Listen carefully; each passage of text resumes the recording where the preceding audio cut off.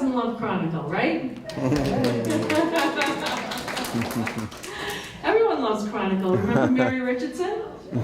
We love Mary. I wanted her job. I was like, oh my God, what a great job. And then my brother went and got a job at Chronicle.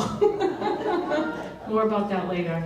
And remember Peter Mohican driving that 69 Impala Chevy for the Backroads segments? Remember that?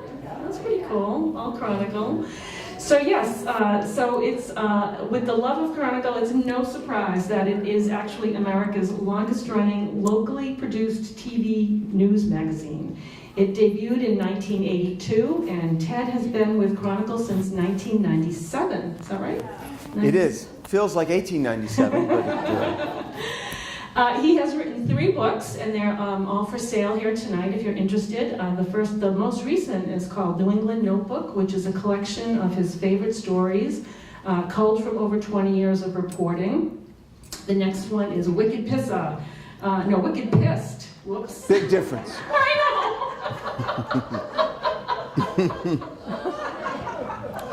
You can tell I'm a native, right? It just came out. It fell out of me, right? Wicked Pissed is a guide to the region's most famous and long-running feuds. And then his most recent book is New England's General Stores, Exploring an American Classic. And by the way, I also made my TV debut on Chronicle. I did. It was this year, 2018, with my brother. It was evidently Take Your Sister to Work Day. And he dragged me along, but I knew he had something up. I just knew I was going to get roped into it. So the name of the segment is Boston Underground. And I was filmed at Formaggio Kitchen in the Cheese Cave, which is underground. And now you can see me on YouTube forever. So there you go. Anyway. You don't want to listen to me. So in 2002, Ted was part of the Chronicle team, honored with a prestigious National DuPont Columbia Broadcast Journalism Award for their coverage of Boston's controversial Big Dig.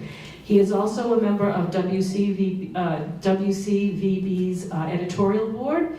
And one thing you may not know about him is that he's also a playwright. He has had several short plays selected and performed for Boston's annual theater marathon, and he is also co-author of a full-length play, Yom Kippur in Da Nang. Ted received his bachelor's and master's degrees from Brandeis University, where he had the honor of being valedictorian. Please welcome Ted Reinstein.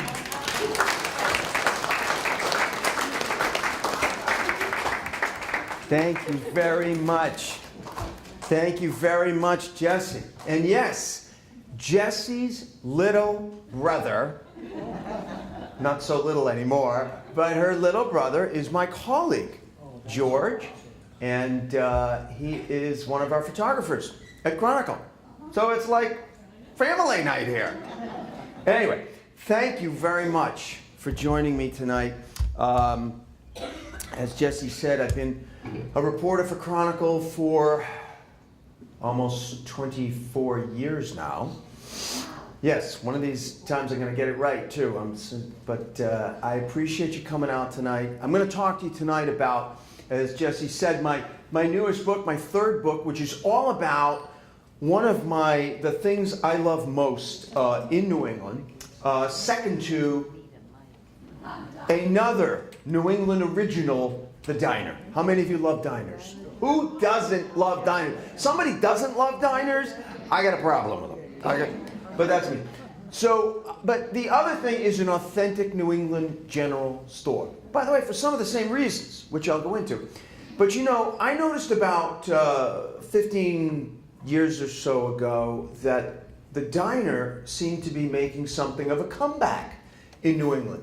There's nobody like right behind that pillar, right? That would be like the obstructed seats in section 17 at Fenway Park, right? You know, there's a seat where there's a pillar right there, right? And you know the funny thing about that obstructed seat? It's not reduced.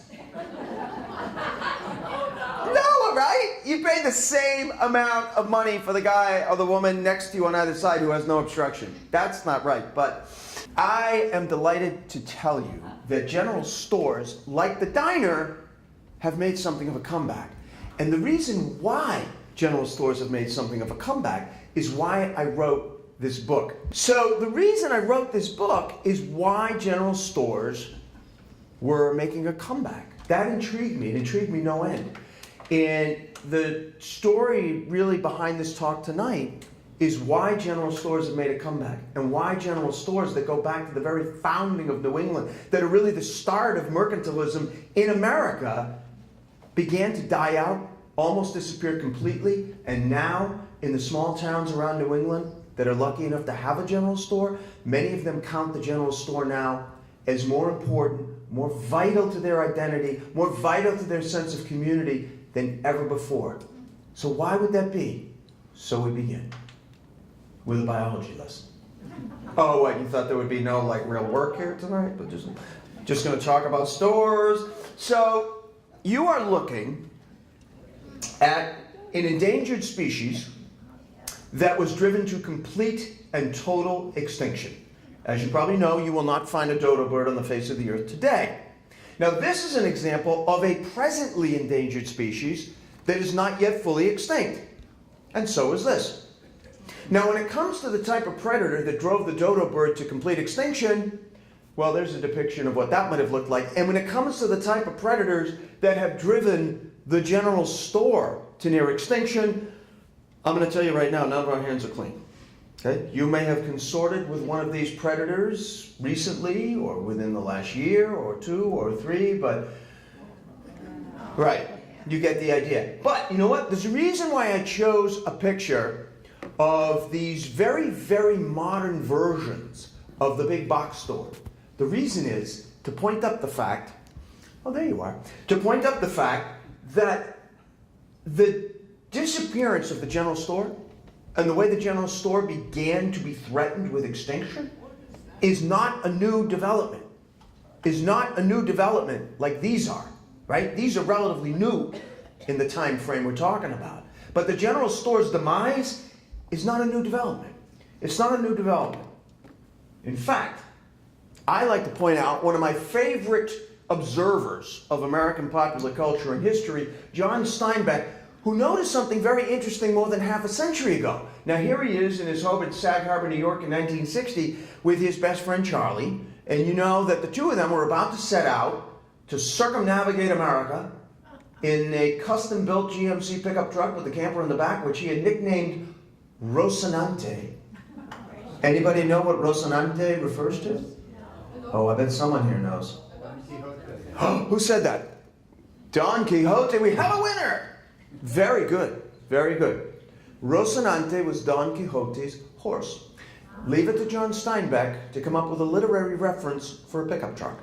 So they did. They traveled all around America, you know, and he wrote Travels with Charlie. And look what jumped out to me. I reread Travels with Charlie 2 years ago, just before this book went to the publisher, and this jumped out at me because I was finishing writing about the general store. And look what John Steinbeck noticed 50 plus years ago as he traveled around America, that the big towns were getting bigger, the villages smaller, and the little unique stores, whatever kind they were, hardware, clothing, general, were beginning to disappear. Not because of the big box store. The big box store was still 50 years away. But the precursor of the big box store, the chain store. The chain stores were the new thing, and that was what began to threaten general stores. Now, when John Steinbeck was born in Salinas, California, 1900, you know, that scene was instantly recognizable to every American. Every American. But the funny thing is, if you go out just 50 years, we're talking in 50-year increments here, if you go out 50 years from that picture in 1900, 1950, for the first time in America's history, a majority of Americans owned an automobile. And what does that mean? One word: mobility. Mobility. It changed everything about American life. It changed how people lived. It changed how people worked. It changed how teenagers spent their weekends. It changed how people did business, how people shopped, right? And you go 20 years out from that and you have the rise of the interstate highway system. And now, if you live in one of those little small towns that Steinbeck was talking about, and this is the choice at your little local store, And you can jump in the car that's now parked outside your driveway and go 1 or 2 exits on the interstate and have this choice. A little bit tough to compete if you're talking about this, right? Right? But a funny thing happened on the way to extinction. Because it looked like, we talk about the highway, it looked like that the general store by the late 50s was on its way on the highway to oblivion. But this is the central irony of this book, because the same forces that seemed about to threaten the general store with complete extinction become the same forces that end up saving them. Sounds like a paradox, right? That's what makes this so interesting, because, well, here's what happens. So, by the time you get to the late 60s, mid 70s, you have the rise because of the automobile, because don't forget, it made it possible for people to pretty much live wherever they wanted, to work wherever they wanted, pick up and change jobs, pick up and change homes. That amount of freedom, that kind of mobility changed, as I said, everything about American life, including the American community. Okay? Now, this is California, but you know this is played out coast to coast, including right here in Concord. The rise of suburbia in a way that it had never existed before. And now the baby boomers are starting families of their own. And you have the rise of what I call the super suburb, right? I mean, amenities that their parents could only have dreamed about.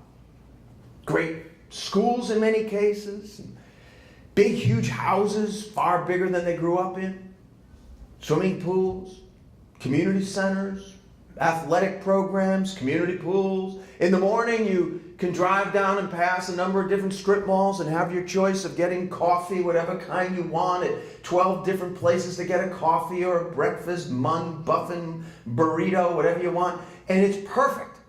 It's everything anyone could have ever wanted. Or is it?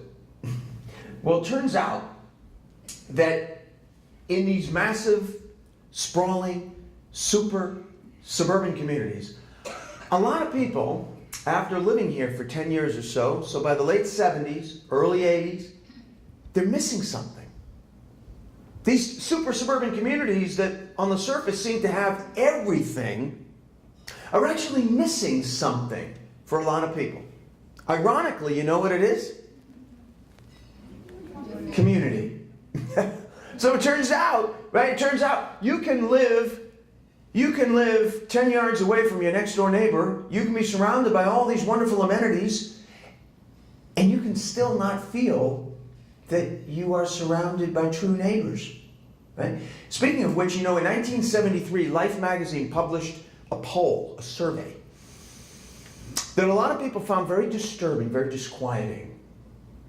They found that a clear majority of Americans, 63%, said that they had only infrequent contact with their next door neighbor. Basically didn't know them, right? Didn't know. Now, so they were missing community. They may not even been aware of that. It wasn't like all these folks who were missing community woke up in the morning and, you know, just like they may have felt that their back, you know, was bothering them. And I'm also missing community, God damn it. No, it wasn't like that. Some people didn't even know they were missing that. But there was one remarkable American who has everything to do with why general stores have made a comeback. And I think he deserves a lot more attention and credit than he gets, who did notice. He did notice that the sense of community in America was changing. In fact, the sense of community in America was disappearing in a lot of places. And a lot of those folks who lived in those big suburban communities, that's what they were missing. That's what they were ruining. That sense of community they'd grown up with that didn't seem to be there anymore in these big super suburban communities. And this wonderful gentleman came up with a theory about it. He spent 10 years researching it, and he came up with a theory called the third place in American life. His name is Ray Oldenburg. Spent 10 years researching this, and in 1989, he published his wonderful book, The Great Good Place.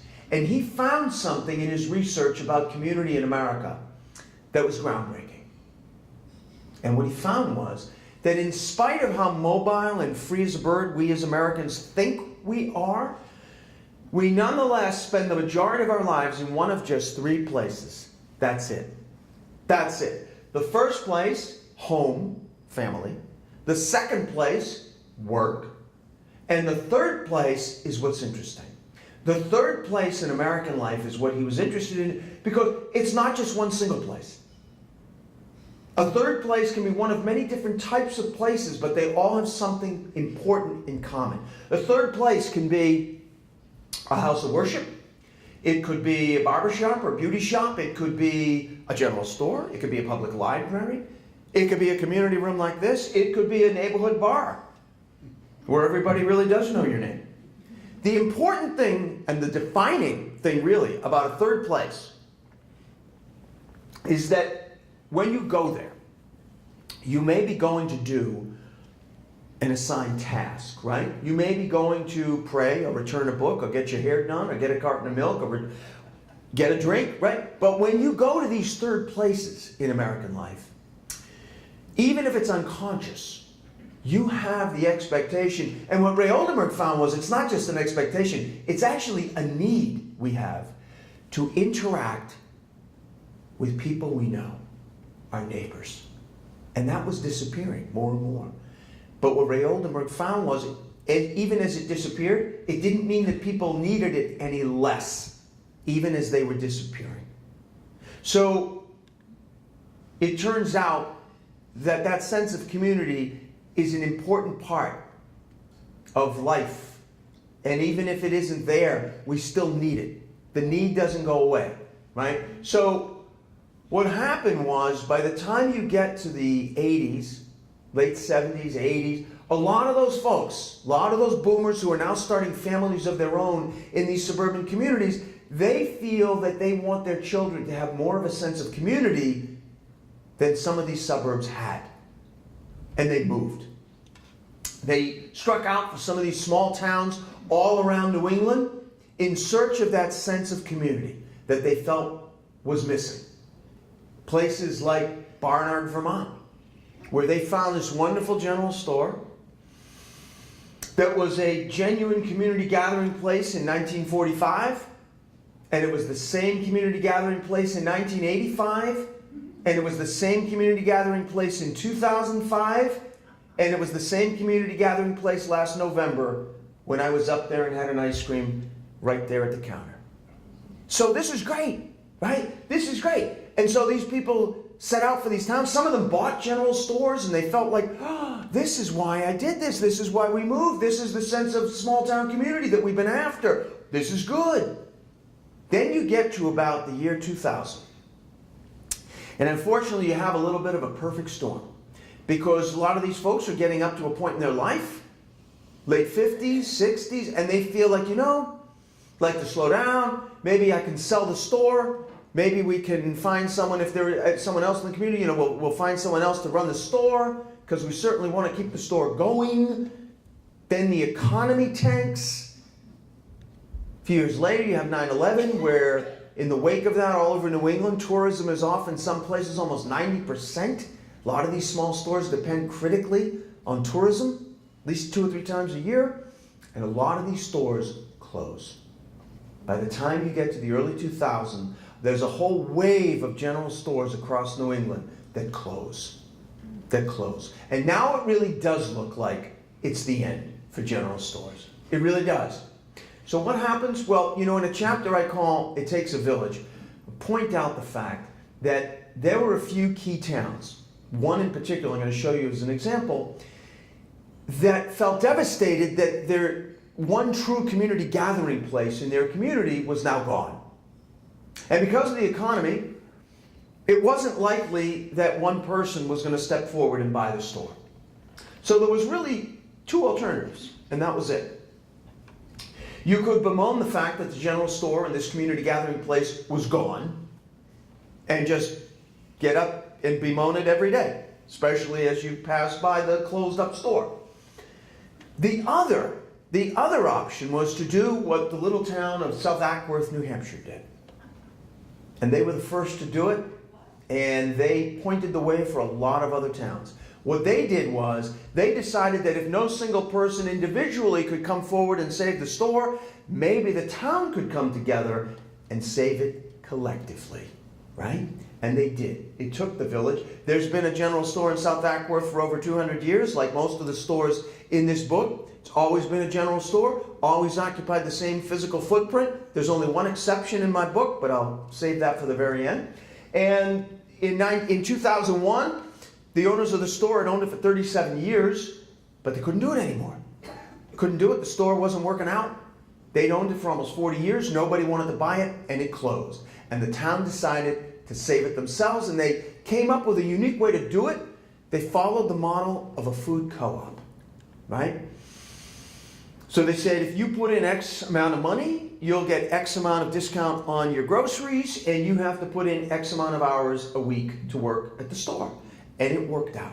It worked. People worked at the cafe. People worked to help create a pizza oven out back to bring in more money.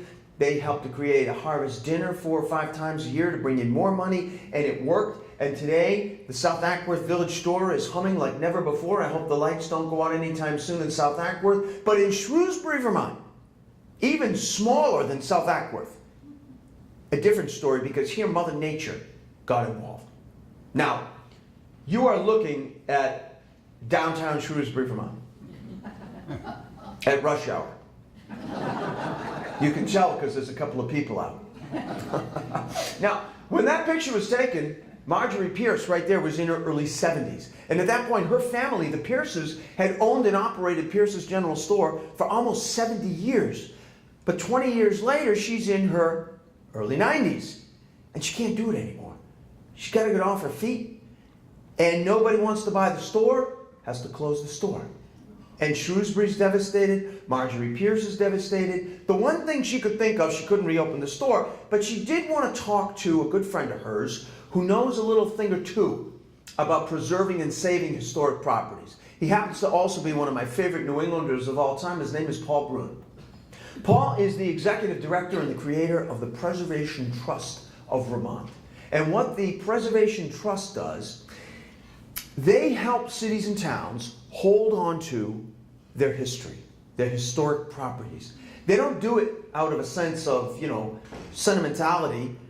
They do it because they have learned over decades now. They started out doing what they do in Vermont, they do it all over America. What they have learned is that cities and towns that preserve their history, we could be talking about a historic shopping district, a main street, a general store, a historic movie theater, that cities and towns that hold on to their history, that preserve it, that invest in their own history, take ownership of their own history, have a better chance of economic sustainability than cities and towns that tear these kinds of old buildings down and wait for a developer to come in and wave his or her magic wand. Doesn't happen. It does happen. It happens very rarely. And they will show you all kinds of proof that if you preserve, even if you can't do anything with it for the moment, but if you find a way to preserve, say, a historical mill complex, that you will find a developer is attracted to that far sooner than a big vacant lot. So this is what Marjorie Pierce wanted to talk about, not to that extent of detail. But she did want to talk to her friend Paul. She said, I have to talk to you, Paul. So he got in his beat-up Prius and he drove down from Burlington. And he got there and she said, Paul, I need to reopen the store. And he said, Marjorie, how are you going to do that? And she said, I'm not going to do it, you are. He said, I don't understand. She said, I'm going to give you the store. And I'm going to give you $10,000. You're welcome. It's all the money I have, but I don't expect to need it too much more. And he said, Marjorie, dear, he tried to explain to her that that's not what the Preservation Trust does. He said, Marjorie, we don't own property outright, right? We help cities and towns invest in their properties. We help them through various means, grants, loans. We help them take ownership and invest in their own properties, their own future. But we don't own property. And she said, Piffle. It went back and forth like that for a little bit. Long story short, about 30 minutes later, Paul Broom was back in his beat-up Prius, making his way back up to Burlington, and the Preservation Trust owned its first piece of property. Well, you know, to hear Paul Broom tell it, he said, "You try saying no to Marjorie Pierce." So he did come back down to Shrewsbury about a week and a half later, and he met with the local historical society, and he told them that you are going to be involved in running the store. They said, "Great. What do you want us to do?" And he said, "Oh, I want you to run the store just like it was yours." And they said, "Well, how are we going to do that? We're not business people. You know, they're all farmers and craftspeople and so forth." And he said, "We are going to mentor you and teach you how to do it. We've done it before. We'll do it again." And they did. And they did. And they learned how to do inventory and how to order products. And they completely renovated the interior of the store. Now, I don't mean to suggest that this, you know, went off completely without a hitch of any kind. Right before the store reopened, they did go back to the town. And mind you, this is a town of under 800 people that had already raised over $65,000. So people weren't thrilled to be told that the store wanted to ask for another $1,500. But they said, "We need an emergency generator."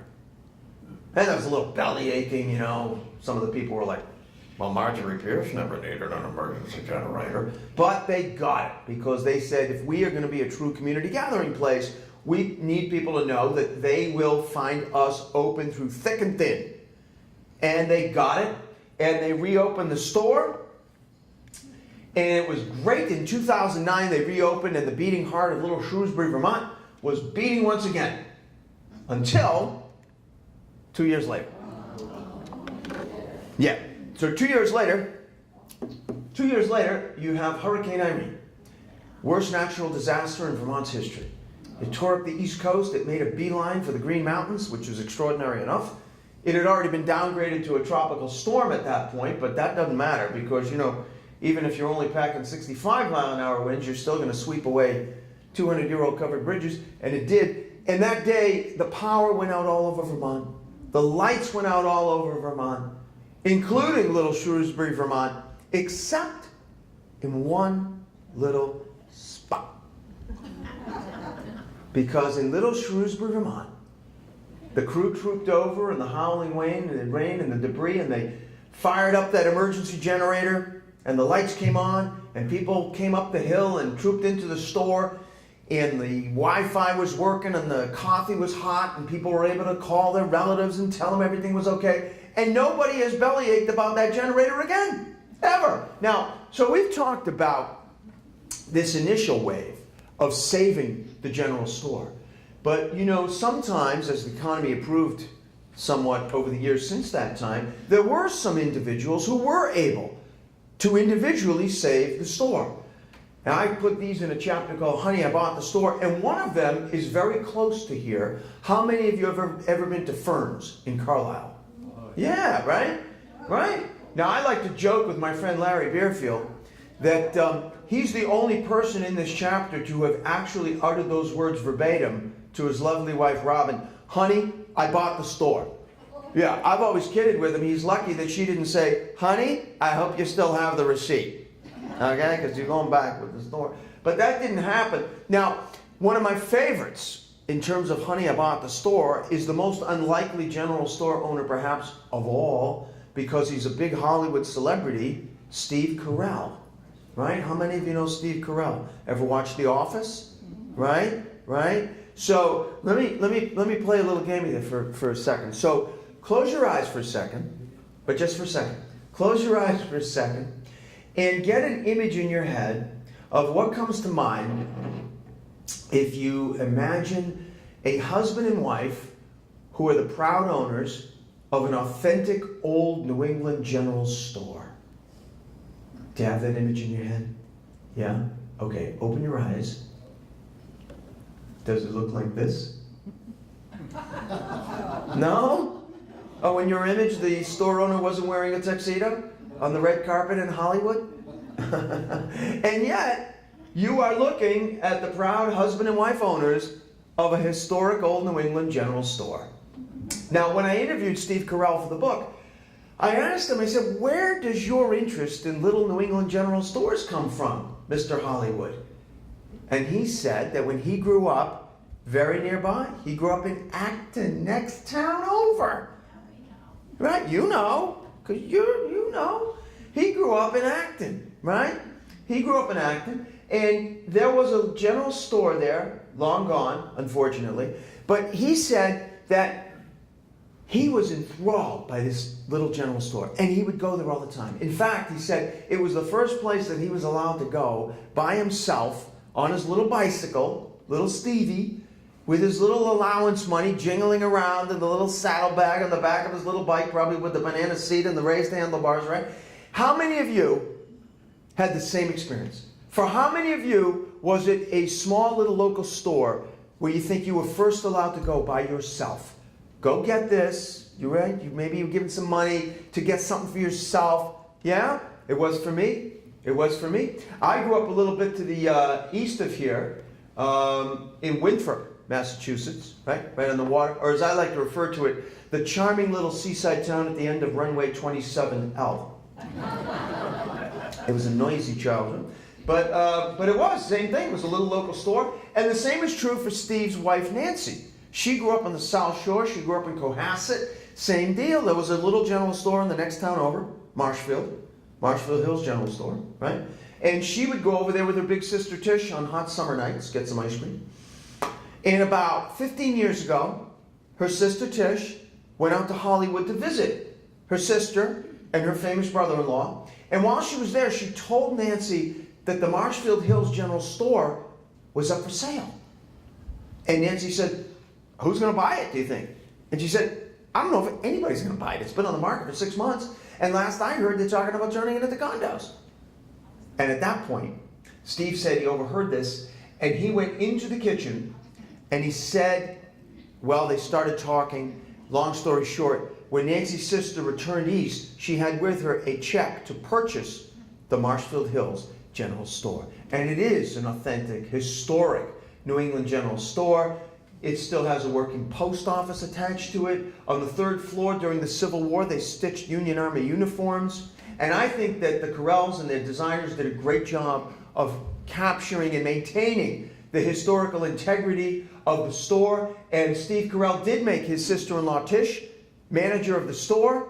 And today the Carells own a house in Cohasset. They come out every summer. And no summer today is complete in Marshfield Hills without a confirmed Carell sighting, because he comes over and checks out his store. Now, we've talked about saving the general store so far, right? This period where they began to be saved from oblivion.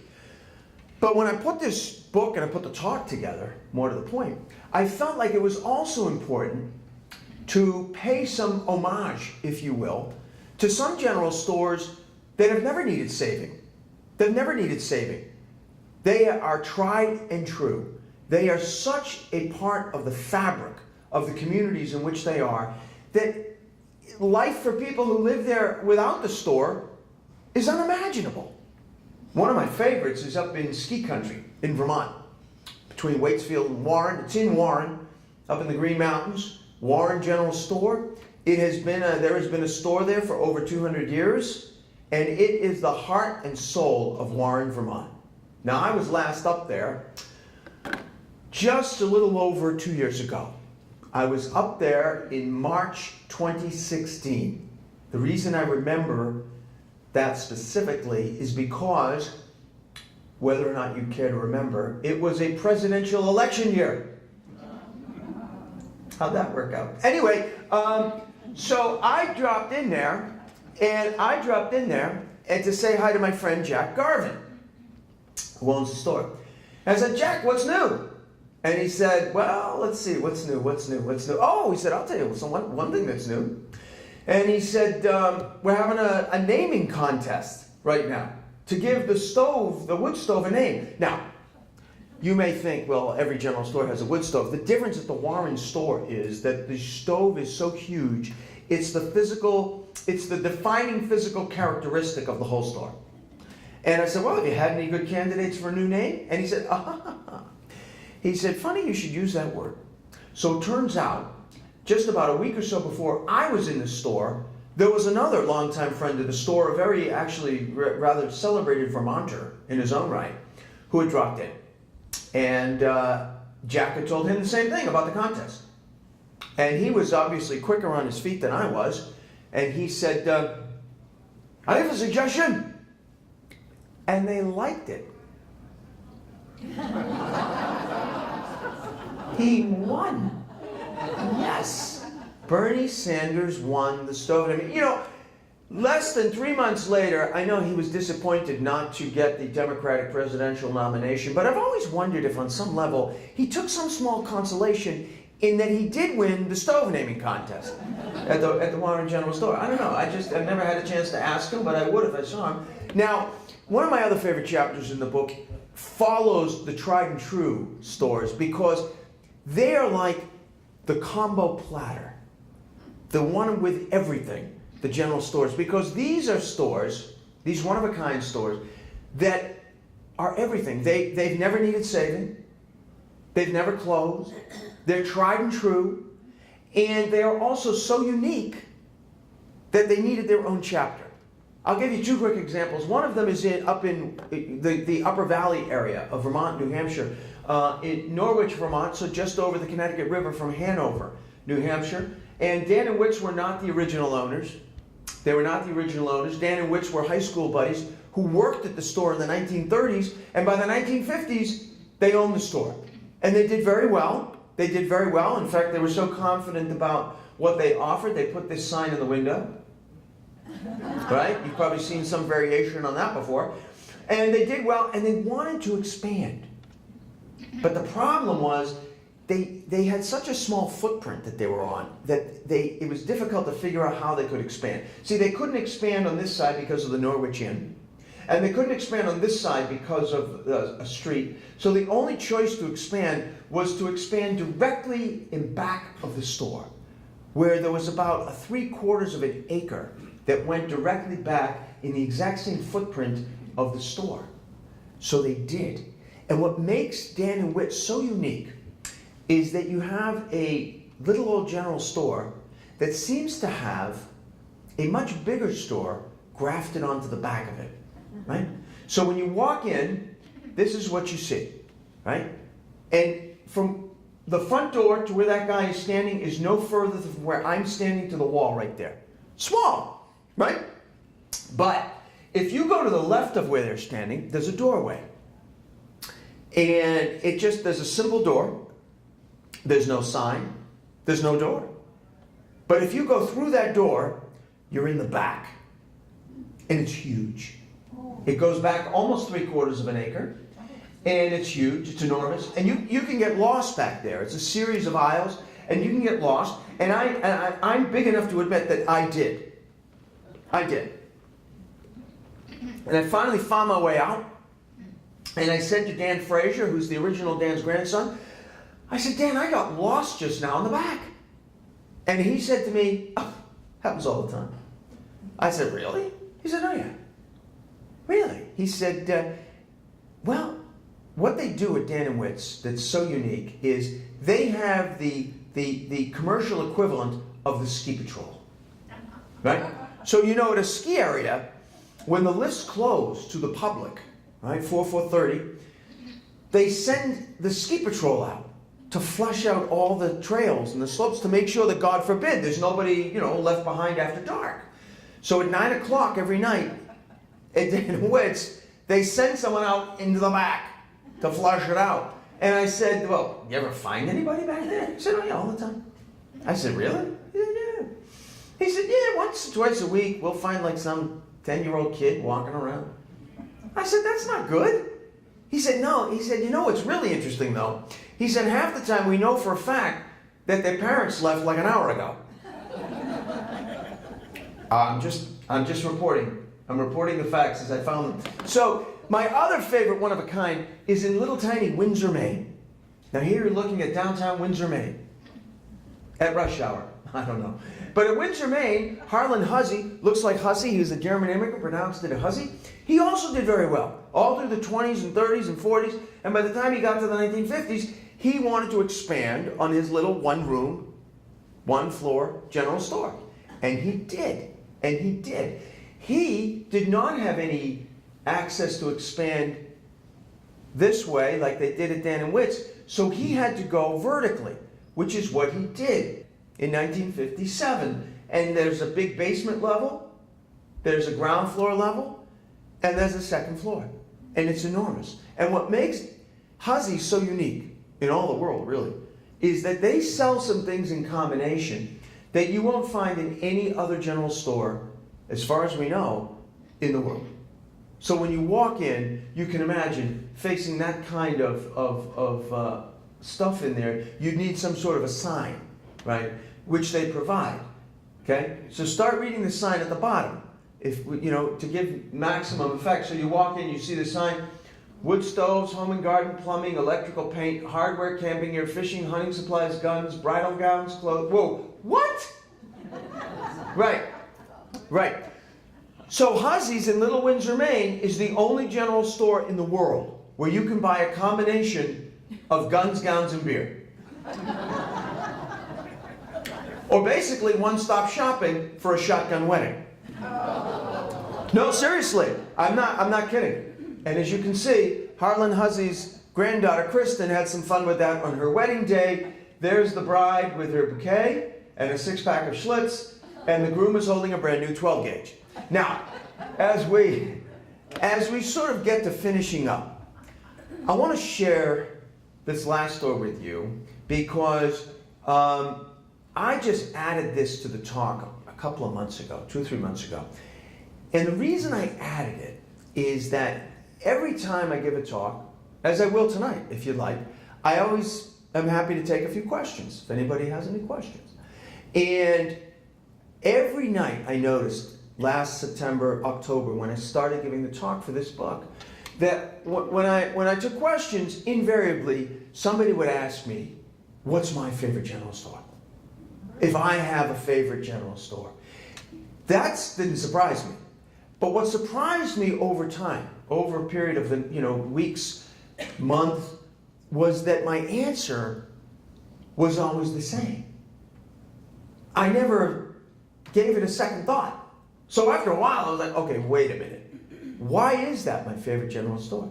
And the more I thought about it, the more I realized I should make this part of this talk. And it's a great way to sort of wrap up the talk, because the reason why this general store is my favorite, it has nothing to do with it doesn't sell anything any different from any other store. It doesn't look any different from any other store. It isn't even, it's not the biggest, it's not the flashiest, it's not the quaintest. So why is it my favorite? Because we talked at the very beginning about these communities wanting to save their store.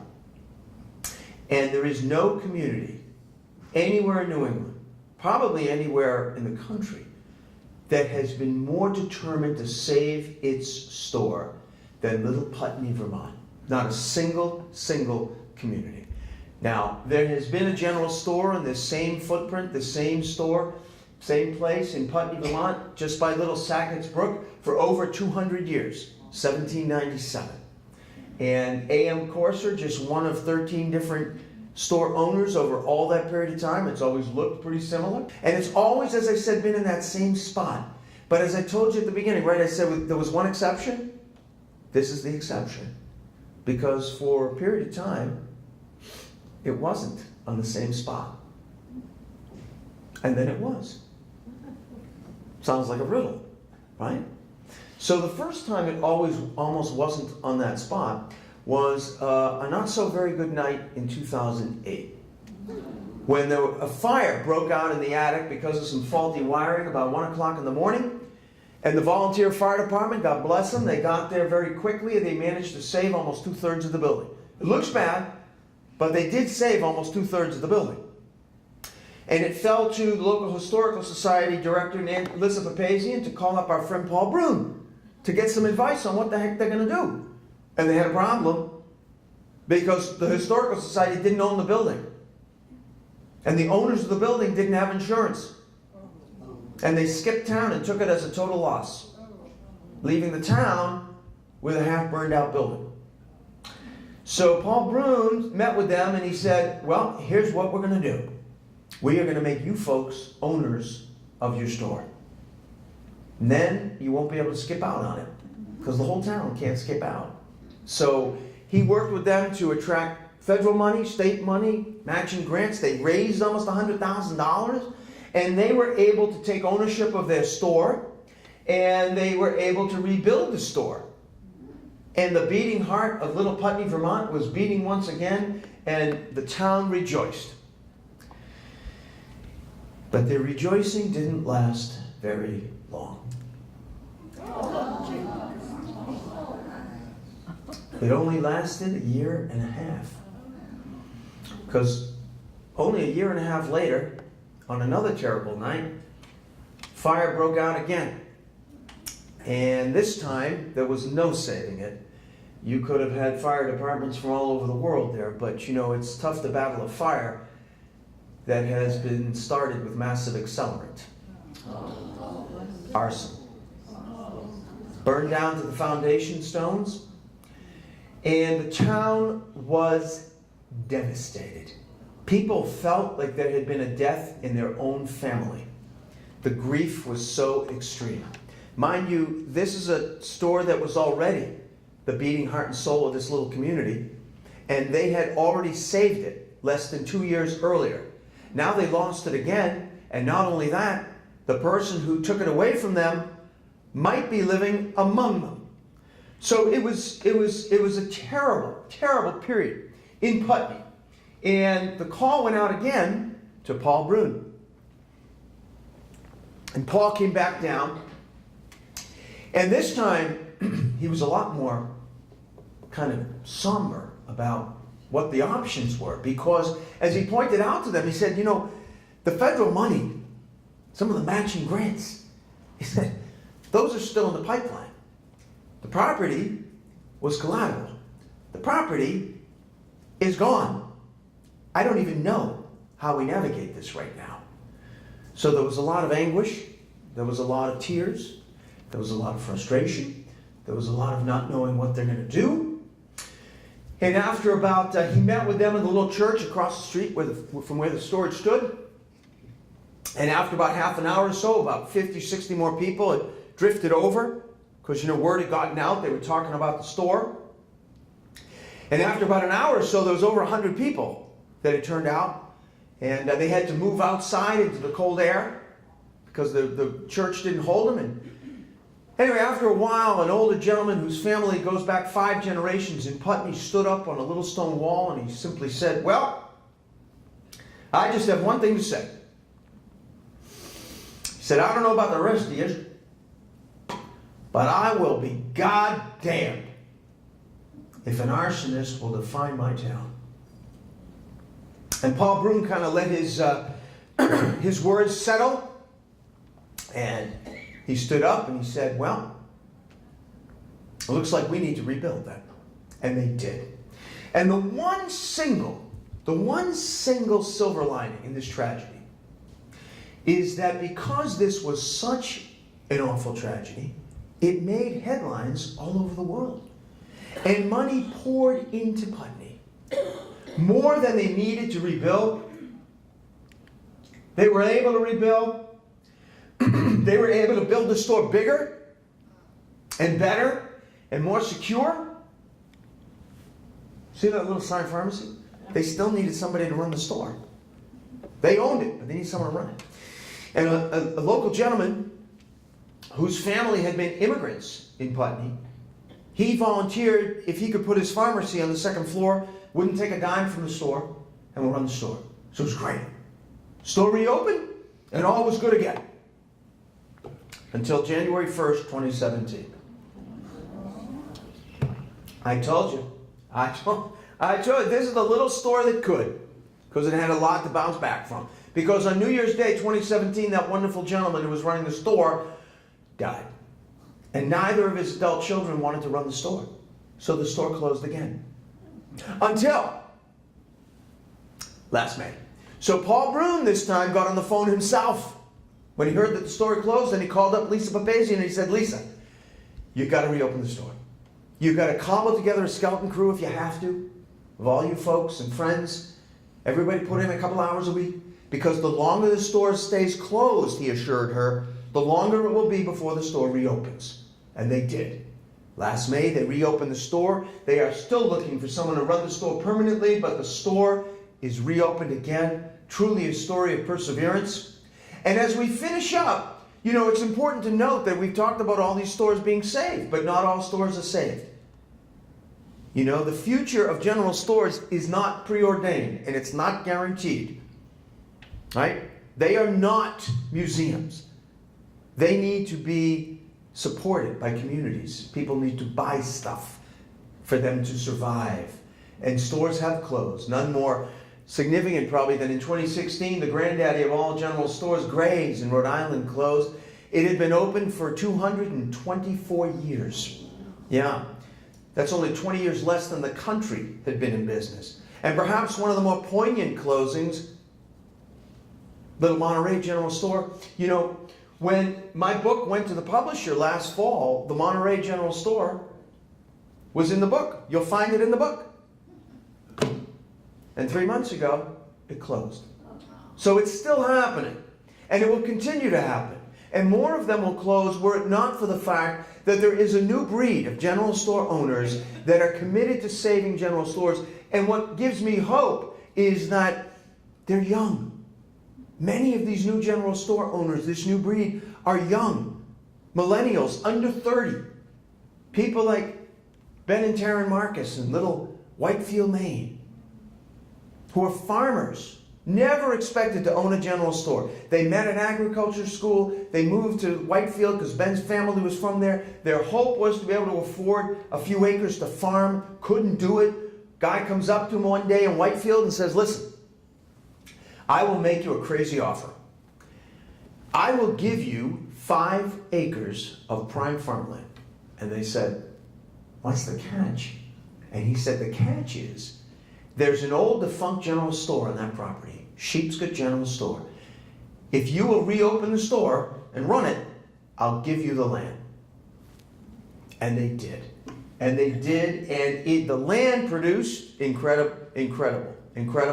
And after a certain point, you know, they looked at each other and they said, you know, wouldn't it be great if instead of just selling our produce at the store and driving hundreds of miles every week to hit every farmer's market in southern New England, wouldn't it be great if we could like open up a little cafe and have somebody use our produce? And they did.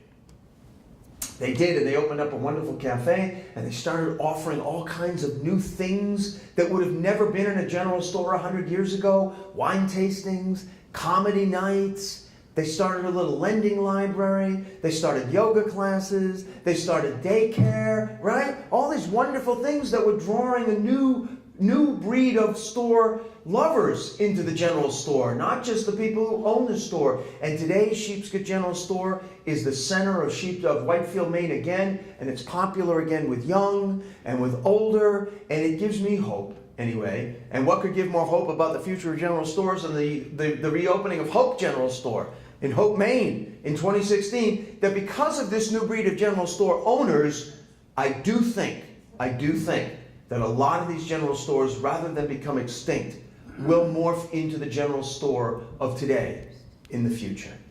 And that is New England's general stores. Thank you. Now, thank you very much. Thank you. Now, I'm happy to take a couple of questions. Yes, you are the most enthusiastic questioner. Did they ever catch the arsonist? I'll repeat the question. Yeah, they never did catch the arsonist. That crime has gone unsolved, but the people in Putney do feel somewhat more secure because, well, not only is the building now probably more secure than any local bank, but, you know, arsonists often strike in the same community more than once, and knock on wood, they have never had another arson up there. So hopefully that won't ever happen again. Nope, but it was never solved. Never solved. Anyone else? Any other questions? Yes, sir. don't you feel guilty for taking us away from watching Chronicle by giving us this wonderful story? Do I feel guilty? I was gonna answer the first part of your question before you even finished. I was gonna say, yes, I feel guilty about a lot of things, okay? And then I said, oh, there's more. So, yes, do I feel guilty about keeping you away from Chronicle? So, first of all, how many of you enjoy watching Chronicle? Great. All right. So if anybody needs a note to explain your absence tonight, I will be happy to give you one. I'm delighted that you're here tonight. No, this is one to come to one of my book talks is one time that I feel no guilt at all about even if our ratings point tonight is off, a fraction of a %. I'll live with it. But thank you for asking, and thanks you for kind words about the show. Say again. Can't you get it online? You can. You can watch Chronicle online. You can. You can. You can get my book online too, but you can't get it signed online. And if you buy it online, you'll also pay tax, which you won't hear. I can go on. Anyone else? Anyone else? Anyone else? Yes, ma'am. Well, I'm just confused as to what your connection now is to Chronicle. Do you still go out? Or are you the producer of all of you tell the town? Well, my connection was strong when I left there at 3 hours ago. Who knows when I get back, but I'd like to think my connection is still strong and that my key will still work. Yes, I do. I do. So I am, I'm one of the reporters, and sometimes people will say to me, I didn't know you were still on Chronicle. I haven't seen you on lately. It really, really varies, I am getting finishing up a show, a story right now that will air late next week. It's one of my favorite. I do maybe once every couple of years, called Fighting Back.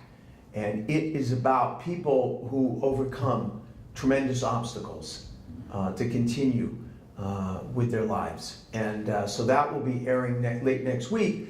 But that's been in production. I started just to give you an example, I started shooting that back in January, and I'm still editing it until next week.